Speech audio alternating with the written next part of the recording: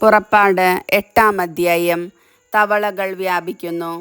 കർത്താവ് മോശയോട് അരുളിച്ചെയ്തു, ഫറവോയുടെ അടുക്കൽ ചെന്നു പറയുക, കർത്താവ് കൽപ്പിക്കുന്നു, എന്നെ ആരാധിക്കാനായി എൻ്റെ ജനത്തെ വിട്ടയക്കുക. അവരെ വിട്ടയക്കാൻ നീ വിസമ്മതിച്ചാൽ തവളകളെ അയച്ച് ഞാൻ നിൻ്റെ രാജ്യത്തെ പീഡിപ്പിക്കും. നദിയിൽ തവളകൾ പെരുകും.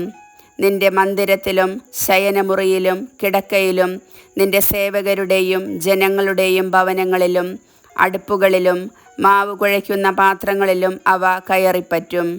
നിന്റെയും ജനത്തിൻ്റെയും സേവകരുടെയും മേൽ അവ പറന്നു കയറും. കർത്താവ് മോശയോട് കൽപ്പിച്ചു, അഹറോനോട് പറയുക, നിന്റെ വടി കയ്യിലെടുത്ത് നദികളുടെയും തോടുകളുടെയും കുളങ്ങളുടെയും മേൽ നീട്ടി ഈജിപ്ത് മുഴുവൻ തവളകളെ കൊണ്ട് നിറയ്ക്കുക. അഹറോൻ ഈജിപ്തിലെ ജലാശയങ്ങളുടെ മേൽ കൈനീട്ടി. തവളകളെ കൊണ്ട് ഈജിപ്ത് ദേശം മുഴുവൻ നിറഞ്ഞു. മന്ത്രവാദികളും തങ്ങളുടെ മാന്ത്രിക വിദ്യയാൽ ഈജിപ്തിലേക്ക് തവളകളെ വരുത്തി. അനന്തരം ഫറവോ മോശയെയും അഹറോനെയും വിളിച്ചു വരുത്തി പറഞ്ഞു, എന്നിൽ നിന്നും എൻ്റെ ജനത്തിൽ നിന്നും തവളകളെ അകറ്റിക്കളയുന്നതിന് കർത്താവിനോട് നിങ്ങൾ അപേക്ഷിക്കുവിൻ. കർത്താവിന് ബലിയർപ്പിക്കാനായി ജനത്തെ ഞാൻ വിട്ടയക്കാം.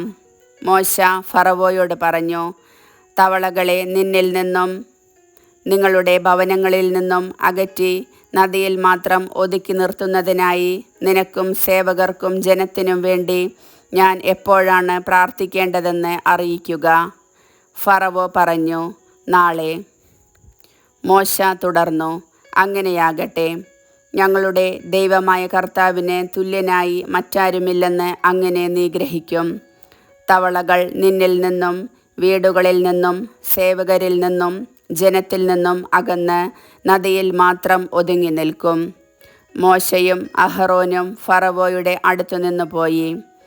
തവളകളെക്കുറിച്ച് താൻ ഫറവോയോട് പറഞ്ഞതുപോലെ മോശ കർത്താവിനോട് അപേക്ഷിച്ചു. മോശ അപേക്ഷിച്ചതുപോലെ കർത്താവ് പ്രവർത്തിച്ചു.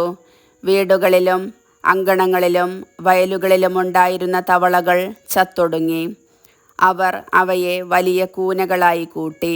നാട്ടിൽ ദുർഗന്ധം വ്യാപിച്ചു.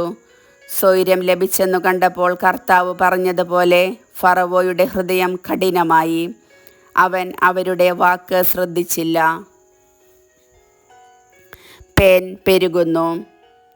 കർത്താവ് മോശയോട് പറഞ്ഞു, നീ അഹറോനോട് പറയുക, നിന്റെ വടി കൊണ്ട് നിലത്തെ പൂഴിയിൽ അടിക്കുക. അപ്പോൾ അത് പേനായി തീർന്ന് ഈജിപ്ത് മുഴുവൻ വ്യാപിക്കും. അവൻ അപ്രകാരം ചെയ്തു. അഹറോൻ വടിയെടുത്ത് കൈനീട്ടി നിലത്തെ പൂഴിയിൽ അടിച്ചു. ഉടനെ മനുഷ്യരുടെയും മൃഗങ്ങളുടെയും മേൽ പേൻ നിറഞ്ഞു. ഈജിപ്തിലെ പൂഴി മുഴുവൻ പേനായി തീർന്നു. മന്ത്രവാദികളും തങ്ങളുടെ മാന്ത്രിക വിദ്യയാൽ പേൻ പുറപ്പെടുവിക്കാൻ ശ്രമിച്ചു, എന്നാൽ സാധിച്ചില്ല. മനുഷ്യരുടെയും മൃഗങ്ങളുടെയും മേൽ പേൻ നിറഞ്ഞു നിന്നു. അപ്പോൾ മന്ത്രവാദികൾ ഫറവോയോട് പറഞ്ഞു, ഇവിടെ ദൈവകരം പ്രവർത്തിക്കുന്നു. എങ്കിലും കർത്താവ് മുൻകൂട്ടി അറിയിച്ചതുപോലെ ഫറവോ കഠിനഹൃദയനായി നിലകൊണ്ടു. അവൻ അവരുടെ വാക്ക് ശ്രദ്ധിച്ചില്ല. ഈച്ചകൾ വർദ്ധിക്കുന്നു. കർത്താവ് മോശയോട് അരുളിച്ചെയ്തു, നീ അതിരാവിലെ എഴുന്നേറ്റ് ഫറവോ നദിയിലേക്ക് വരുമ്പോൾ അവൻ്റെ വഴിയിൽ കാത്തുനിന്ന് അവനോട് പറയണം, കർത്താവ് ഇപ്രകാരം പറയുന്നു, എന്നെ ആരാധിക്കാനായി എൻ്റെ ജനത്തെ വിട്ടയക്കുക. എൻ്റെ ജനത്തെ വിട്ടയക്കാത്ത പക്ഷം നിൻ്റെയും സേവകരുടെയും ജനത്തിൻ്റെയും മേൽ ഞാൻ ഈച്ചകളെ അയക്കും. അങ്ങനെ ഈജിപ്തുകാരുടെ ഭവനങ്ങൾ ഈച്ചകളെ കൊണ്ട് നിറയും. അവർ നിൽക്കുന്ന സ്ഥലം പോലും ഈച്ചക്കൂട്ടങ്ങൾ പൊതിയും. എന്നാൽ എൻ്റെ ജനം വസിക്കുന്ന ഗോഷൻ പ്രദേശത്തെ ഞാൻ ഒഴിച്ചു നിർത്തും. അവിടെ ഈച്ചകൾ ഉണ്ടായിരിക്കയില്ല. അങ്ങനെ ഭൂമിയിൽ ഞാനാണ് കർത്താവ് എന്നു നീ ഗ്രഹിക്കും. എൻ്റെ ജനത്തെ നിൻ്റെ ജനത്തിൽ നിന്ന് ഞാൻ വേർതിരിക്കും. ഈ അടയാളം നാളെ തന്നെ കാണപ്പെടും. കർത്താവ് അപ്രകാരം പ്രവർത്തിച്ചു. ഫറവോയുടെയും സേവകരുടെയും ഭവനങ്ങൾ മാത്രമല്ല, ഈജിപ്ത് രാജ്യം മുഴുവൻ ഈച്ചകളുടെ കൂട്ടം കൊണ്ട് നിറഞ്ഞു. ഈച്ചകൾ മൂലം നാട് നശിച്ചു തുടങ്ങി. അപ്പോൾ ഫറവോ മോശയെയും അഹറോനെയും വിളിച്ചു പറഞ്ഞു, നിങ്ങൾ പോയി ഈ രാജ്യത്തിനുള്ളിൽ എവിടെയെങ്കിലും നിങ്ങളുടെ ദൈവത്തിന് ബലിയർപ്പിച്ചു കൊള്ളുവിൻ. മോശ പറഞ്ഞു, അങ്ങനെ ചെയ്യുന്നത് ശരിയല്ല. കാരണം ഈജിപ്തുകാർക്ക് അരോചകമായ വസ്തുക്കളാണ് ഞങ്ങളുടെ ദൈവമായ കർത്താവിന് ഞങ്ങൾ ബലിയർപ്പിക്കുന്നത്. തങ്ങൾക്ക് അരോചകമായ വസ്തുക്കൾ അവർ കാണുകെ ബലിയർപ്പിക്കുകയാണെങ്കിൽ അവർ ഞങ്ങളെ കല്ലെറിയുകയില്ലേ?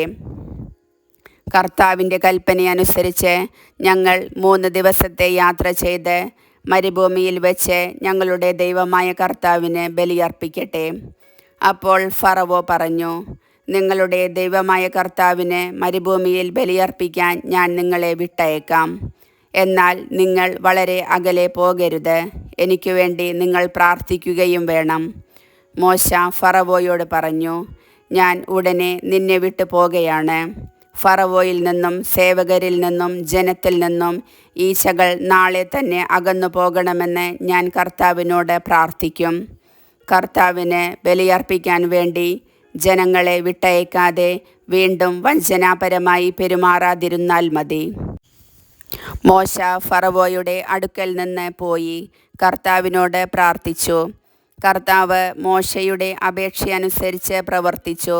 ഫറവോയിൽ നിന്നും സേവകരിൽ നിന്നും ജനത്തിൽ നിന്നും ഈച്ചകളെ അകറ്റി. ഒന്നുപോലും അവശേഷിച്ചില്ല.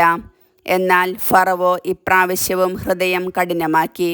അവൻ ജനത്തെ വിട്ടയച്ചില്ല. കർത്താവിൻ്റെ വചനം.